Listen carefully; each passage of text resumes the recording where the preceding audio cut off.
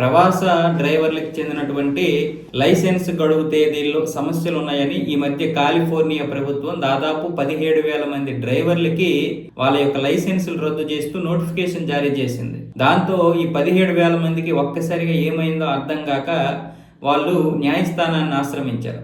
అక్కడ కోర్టు ఏమొచ్చేసి దీన్ని పరిశీలించి మార్చి వరకు గడువు ఇచ్చింది. ఈ సమస్యలు క్లియర్ చేసుకోవాలని మరో 3 నెలల వరకు సమయం ఇచ్చింది. ఈ 3 నెలలు కూడా ఆ లైసెన్సులు పనిచేస్తాయి, దానితో మీరు పని చేసుకుని సమస్యలు క్లియర్ చేసుకోండి అని చెప్పడంతో ఇప్పుడు కాలిఫోర్నియా ప్రభుత్వం వెనక్కి తగ్గి మళ్ళీ 3 నెలలు అయితే ఎక్స్టెన్షన్ చేసింది. ఈ 3 నెలల్లో మొత్తం అవన్నీ కూడా క్లియర్ అయ్యే విధంగా అధికారులకైతే ఆదేశాలు జారీ చేసింది.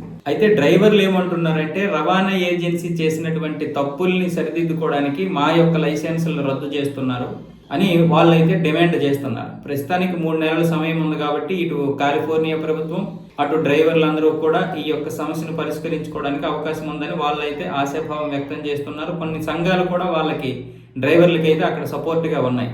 ట్రంప్ తీసుకొచ్చినటువంటి విధానాలు ఇవన్నీ. ట్రంప్ అందరి మీద విద్వేషాలు రెచ్చగొట్టేస్తున్నాడు. ఎవరిని కూడా అక్కడ ప్రశాంతంగా బ్రతకనివ్వడం లేదు.